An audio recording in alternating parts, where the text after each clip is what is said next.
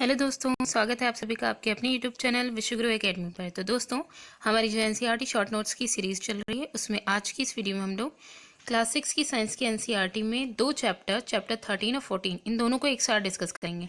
ठीक है, तो मैटर थोड़ा है इसलिए मैंने मर्ज कर दिया है इसमें। इसके बाद आपके सिर्फ दो चैप्टर बचेंगे।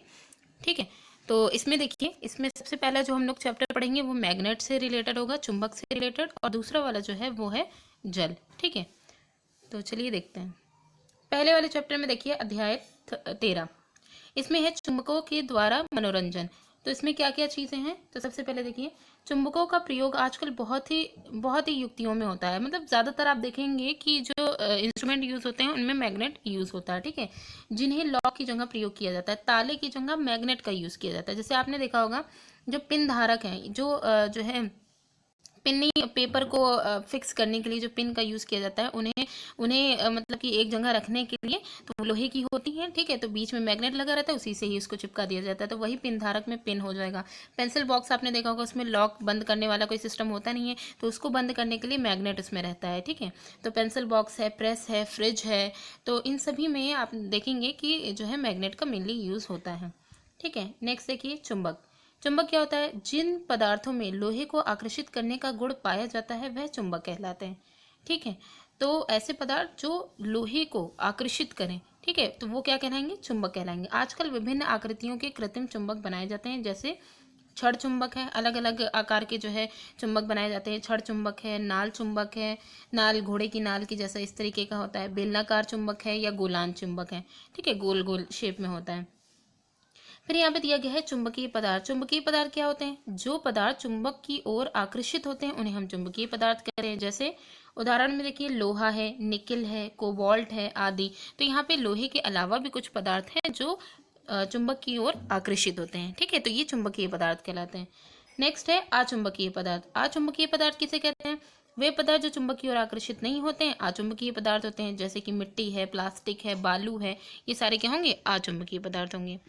तो ये चीज़ हो गया। इसके बाद देखिए फिर नेक्स्ट है किसी चुंबक में चुंबकीय। ये जो लाइन है बहुत ही ज़्यादा इंपॉर्टेंट है, क्योंकि अक्सर करके जो क्वेश्चंस पूछा जाता है वो इस तरह से पूछा जाता है कि जो मैग्नेट होता है, जो चुंबक होता है, उसमें सबसे ज़्यादा चुंबकत्व किधर होता है? ध्रुवों की तरफ होता है या मध्य में होता है? इस तरह से क्वेश्चन पूछा जाता है। ठीक है, तो वही है, किसी चुंबक में चुंबकीय प्रभाव उनके ध्रुवों पर अधिक होता है और मध्य में सबसे कम होता है। ठीक है, मिड में सबसे कम होता है। नेक्स्ट देखिए, चुंबक की सहायता से हम दिशा भी ज्ञात कर सकते हैं। चुंबक की सहायता से हम दिशा भी ज्ञात कर सकते हैं। यदि किसी चुंबक को स्वतंत्र लटका दे तो वह एक निश्चित दिशा में विराम में आ जाता है, जो उत्तर दक्षिण होती है। चुंबक जो जब एक विरामावस्था में, जब फ्री फॉर्म में लटकते हुए विरामावस्था में आता है, तो ये दो उसकी जो फिक्स जो डायरेक्शन है उन्हीं में ही आकर के रुकता है, उत्तर और दक्षिण दिशा में। ठीक है, तो उत्तर की ओर इंगित करने वाला जो सिरा होता है उसको उत्तरी ध्रुव कहते हैं, और जो दक्षिण की ओर इंगित करता है उसको हम दक्षिणी ध्रुव कहते हैं।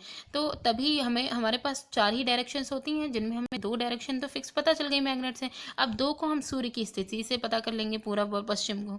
ठीक है, तो ये है कि हम चुंबक की सहायता से दिशा का भी ज्ञान कर सकते हैं। तो इसी के आधार पर, दिशा की ज्ञान के आधार पर ही जो है एक मतलब कि एक मैग्नेटिक सुई बनाई गई, एक कंपास बनाया गया। तो कंपास के बारे में देखिए क्या है। ये ऐसा इंस्ट्रूमेंट है जिसमें एक चुंबकीय सुई होती है, चुंबक की एक छोटी सी सुई होती है। ठीक है, जो दिशा निर्देशित करती है। ये पूरा आपका एक डायल होता है, जैसे घड़ी का डायल होता है, बिल्कुल वैसे ही एक डायल होता है, शीशे का डायल।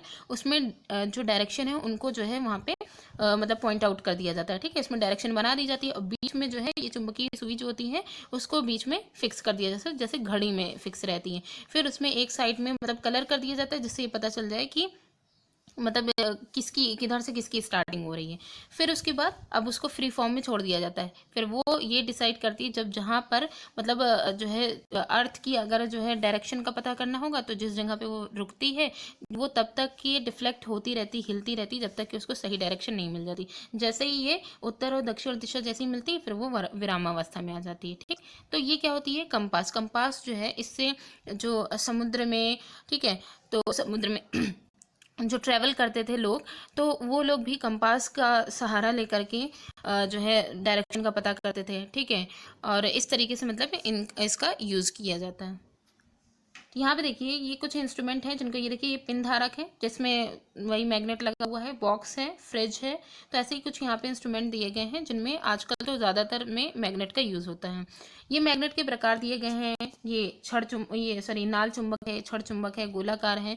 तो इस तरीके से अलग अलग प्रकार के कृत्रिम चुंबक बनाए जाते हैं। इसके बाद है ये कंपास। कंपास के बारे में हम लोगों ने देख लिया। इस तरीके से पूरा ये इसका स्ट्रक्चर बना रहता है, ठीक है। यहाँ पे ये मैग्नेट में ये दिखाया गया है कि मैग्नेट का जो ध्रुवों वाला, ये इसके जो पोल हैं, ठीक है, इधर इधर जो पोल होते हैं, साउथ और नॉर्थ, ठीक है, ये दोनों पोल में देखिएगा कि लोहे के बुरादा पूरी कितनी अच्छी तरीके से चिपका हुआ। और ये वाला जो इसका बेस वाला मिड वाला पोर्शन है, यहाँ पे बहुत कम है, या तो है नहीं या बहुत ज़्यादा कम है, ठीक है। तो यही है कि मतलब जो ध्रुव होते हैं वहाँ पे चुंबकत्व बहुत अधिक होता है और मिड में कम होता है। फिर यहाँ पे देखिए चुंबक के बीच आकर्षण तथा प्रतिकर्षण। अब ये क्या होता है, जब चुंबकों के विपरीत सिरे जो एस साउथ पोल और नॉर्थ पोल, जैसे मान लीजिए हम दो चुंबक ले लें, ठीक है, चुंबक छड़ ले लिया हमने, तो दो चुंबकों के विपरीत सिरे साउथ और नॉर्थ पोल जो है उनको जब हम पास में लाते हैं तो दोनों के बीच आकर्षण बल कार्य करता है, तो वो एक दूसरे के और पास आने लग जाते हैं। फिर यही है, जब चुंबकों के समान सिरे जैसे नॉर्थ पोल को पास लाएंगे तो वह एक दूसरे को प्रतिकर्षित करेंगे और दूर हट जाएंगे, ठीक है। तो ये है चुंबक का आकर्षण और प्रतिकर्षण जो बल उनके बीच में कार्य करता है। अब यहाँ पे एक चेतावनी दी गई है, यानी यहाँ पे जो चेतावनी है ये बहुत ही ज़्यादा इंपॉर्टेंट है। अगर हमें अपने मैग्नेट को सेव करके रखना है तो हमें क्या करना है, यदि पहली बात तो चुंबक को गर्म किया जाएगा, मतलब ये जो चुंबक का जो चुंबकत्व गुण है वो कैसे खत्म हो सकता है, यदि चुंबक को गर्म किया जाए या ऊंचाई से गिराया जाए या चोट मारी जाए, हथौड़ी से चोट मारी जाए, तो वह अपने गुण को खो देता है, अपने चुंबकत्व का जो गुण है उसको खो देता है। यदि उचित रख रखाव ना हो तब भी जल्द ही उसका जो गुण है वो छीड़ हो जाता है। मतलब अगर सही तरीके से हम रखेंगे ना नहीं और इधर उधर ऐसे यूं ही डाले रहेंगे, तभी भी उसका जो गुण है वो धीरे धीरे खत्म होता जाएगा, कम हो जाएगा। तो अपने चुंबकों को कैसेट, मोबाइल, टेलीविज़न, ये कुछ इलेक्ट्रिक अप्लायंस हैं, म्यूजिक सिस्टम, कंप्यूटर, इन सब से दूर रखें। ये यहाँ पे चेतावनी दी गई है कि हम कैसे अपने मैग्नेट को सही तरीके से रख सकते हैं, उनका बचाव कर सकते हैं। अब यहाँ पे देखिए ये जो है ये एक मतलब क्रियाकलाप के आधार पर भी था। तो यहाँ पे ये दिखाया गया किस तरीके से जो अपोजिट पोल हैं वो एक दूसरे को आकर्षित कर रहे हैं और जो समान पोल हैं वो एक दूसरे को प्रतिकर्षित कर रहे हैं, ठीक है। यहाँ पे देखिए दो कार हैं, इनमें इसका जो मान लीजिए ये नॉर्थ पोल है, ये साउथ पोल है, तो ये दो अपोजिट एक तरफ मतलब कि एक दूसरे की तरफ है, तो ये एक दूसरे को आकर्षित करें, तो दोनों कारें जो हैं वो एक दूसरे के पास जा रही हैं। यहाँ पे क्या है, इधर भी साउथ है, इधर भी साउथ है, तो ये दोनों एक दूसरे को प्रतिकर्षित कर रही हैं, रिपल कर रही हैं, ठीक है। अच्छा, अब यहाँ पे ये जो एक चीज़ बताई गई है उससे यहाँ पे बताया गया है कि जैसे मान लीजिए आपके पास एक मैग्नेट है और आप चाह रहे हैं कि कोई लोहे की कोई चीज़ है, कोई कील है या कुछ भी आपके पास कोई छड़ है लोहे की, उसमें आपको मैग्नेटिक जो चुंबकत्व का जो गुण है वो उसमें लाना है, यानी उस लोहे की कील को आपको चुंबक बनाना है। तो आप कैसे कर सकते हैं, तो ये यहाँ पे एक तरीका बताया गया है कि एक मैग्नेट को अगर आप लोहे की छड़ पर सेम डायरेक्शन में इस तरीके से लगातार कई चक्कर ऐसे घुमाते जाएं तो क्या होगा कि कुछ समय बाद ये जो लोहे की जो छड़ है उसमें भी चुंबकत्व का गुण आ जाएगा, ठीक है। तो इस तरीके से हम अपने आप से भी चुंबक बना सकते हैं। ये यहाँ पे जो है इसका ये बताया गया है कि कैसे जो मैग्नेट है वो अपना चुंबकत्व खो देता है इन तरीकों से। और यहाँ पे ये कुछ तरीके हैं जिनसे हम अपने मैग्नेट को सेव करके रख सकते हैं, वही सही तरीके से कि साइड में लोहे का, ताकि इसका जो मतलब लंबे समय तक के इसका चुंबकत्व का जो गुण है वो बना रहे, ठीक है। तो इस तरीके से रख सकते हैं। तो ये था हमारा जो 13 चैप्टर था चुंबकों द्वारा मनोरंजन, वो बस यहीं तक की जितनी ज़रूरी चीज़ें थी वो यहाँ पे कंप्लीट हो जाती हैं, ठीक है। नेक्स्ट चैप्टर है जल। अब जल में देखिए क्या है, जल में देखिए क्या है, ये जो जल है ये 14 चैप्टर है, अध्याय 14। इसमें देखिए क्या है, पृथ्वी पर 2/3 भाग जल से घिरा है। पृथ्वी का जो 2/3 भाग है वो जल से घिरा हुआ है, जिसका अधिकांश भाग समुद्रों महासागरों में है। और समुद्रों महासागरों के जल में बहुत से लवण घुले रहते हैं, जिसकी वजह से इसका जो जल होता है वो खारा होता है। ये न पीने, न नहाने, न कपड़े धोने योग्य होता है। मतलब अधिकांश जल जो है वो समुद्र और महासागरों में है, जो कि किसी काम का नहीं, क्योंकि वो खारा है, ठीक है। वो उससे हम वाष्पोत्सर्जन की क्रिया या जल चक्र में भले वो जो है मदद करता है, अदरवाइज वो किसी काम का नहीं है, मतलब हम लोगों के किसी काम का नहीं है, ठीक है। फिर है जल चक्र। जल चक्र से क्या होता है, सूर्य के प्रकाश की उपस्थिति में फर्श पर या मिट्टी पर फैला हुआ जल वाष्पोत्सर्जन की क्रिया के द्वारा भाप बनकर विलुप्त हो जाता है तथा तालाबों, झीलों, महासागरों तथा वृक्षों से भी अधिकांश जल सूर्य की गर्मी से वाष्पोत्सर्जित होकर के वातावरण में चला जाता है। तो जल चक्र का ये पहला स्टेप है। जब क्या होता है कि सूर्य की गर्मी की वजह से उसकी जो टेम्परेचर है उसकी वजह से ये जो है वो ज़मीन पर हो या मिट्टी पर हो या फिर जो है समुद्रों का या वृक्षों का, ठीक है, वृक्ष में भी वाष्पोत्सर्जन की क्रिया होती है। इसमें पानी जो है भाप बन करके ऊपर मतलब कि हल्का होकर के ऊपर उड़ जाता है, ठीक है। तो इनसे क्या होता है, अधिकांश जल जो है वो विलुप्त हो जाता है, वो भाप बन करके ऊपर उड़ जाता है, ठीक है। अब आगे क्या होता है, फिर यहाँ पे आगे का ये स्टेप बादल कैसे बनते हैं इन्हीं में ही आ जाएगा। देखिए, बादल का जो बनना है वो संघनन की एक प्रक्रिया है। अब ये जो भाप बन करके पानी ऊपर उठ करके गया है, यही जब ठंडा होएगा तब भी वो संघनन की क्रिया होगी। तो देखिएगा इसमें इसमें क्या होता है, जब जल वाष्प जो पृथ्वी से जो है उठ करके गई है वो पृथ्वी के पृष्ठ से ऊपर उठती हैं, तो जैसे जैसे वो ऊपर जाती जाती है वैसे वैसे वो ठंडी होती जाती है और इसमें उपस्थित जलवाष्प संघनित होकर के, अब जब वो ठंडी हो रही है तो वो ड्रॉपलेट्स के फॉर्म में जो है होने लग जाएगी, ठीक है। संघनित होकर छोटी छोटी बूंदों का रूप ले लेती है जो बादलों के रूप में फिर ये तैरने लगती हैं। तो बादल इसी प्रकार बनते हैं। इस प्रकार बनी ये जल कणिकाएं बूंदों का रूप लेकर भारी होने पर फिर ये जो बादल हैं इनमें जो जल कणिकाएं वो धीरे धीरे आपस में जुड़ती चली जाती हैं। फिर जब ये भारी हो जाती है तो भारी होने पर ये वर्षा के रूप में वापस से पृथ्वी पर मतलब पृथ्वी पर वापस से आ जाती हैं।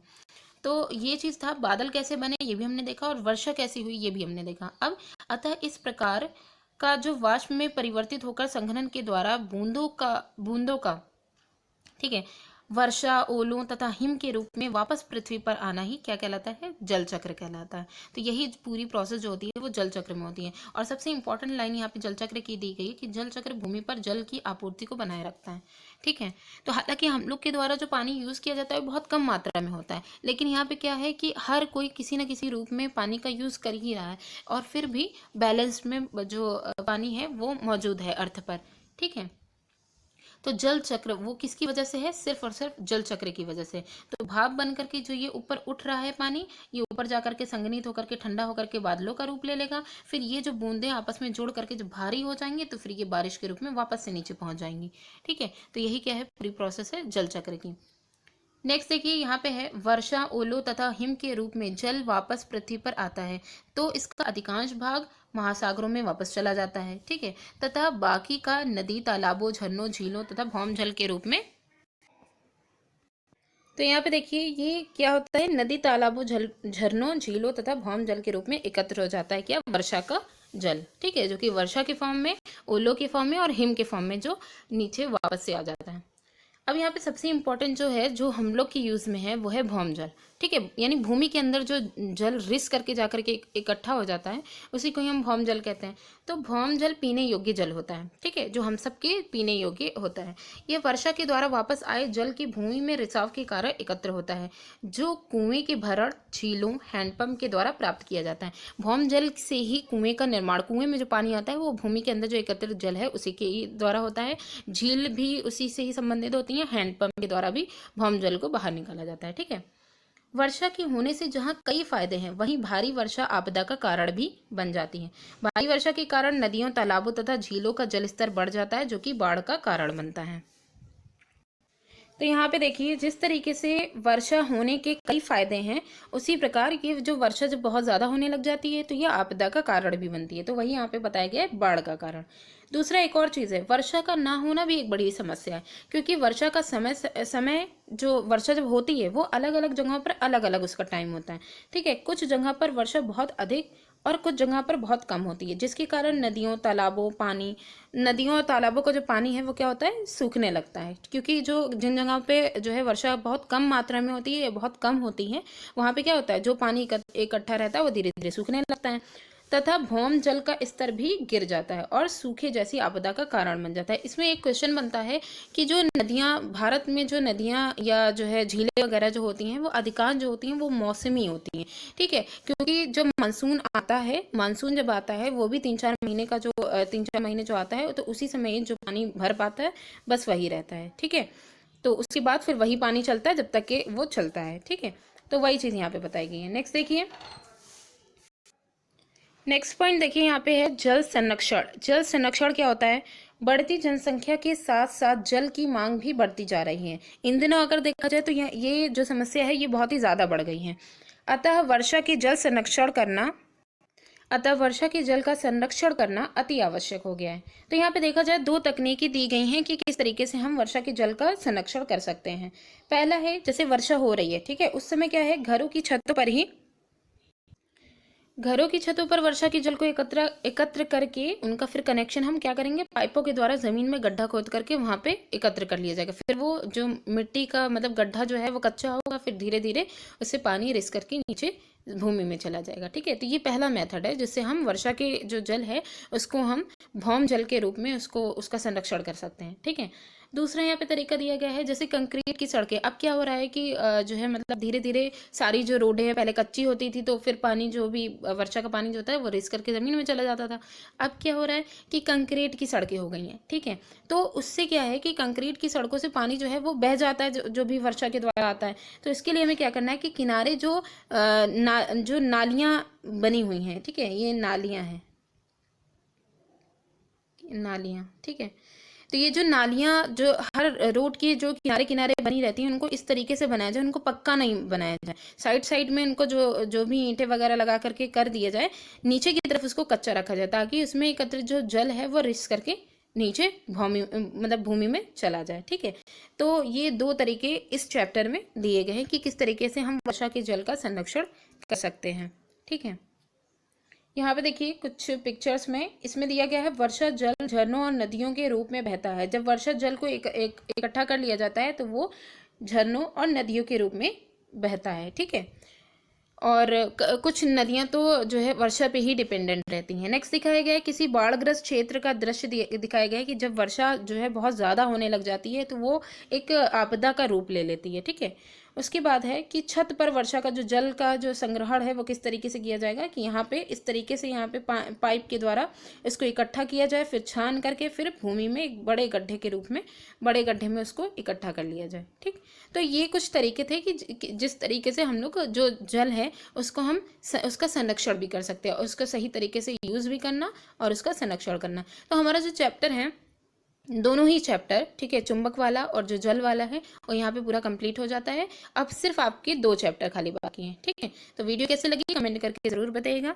Thanks for watching.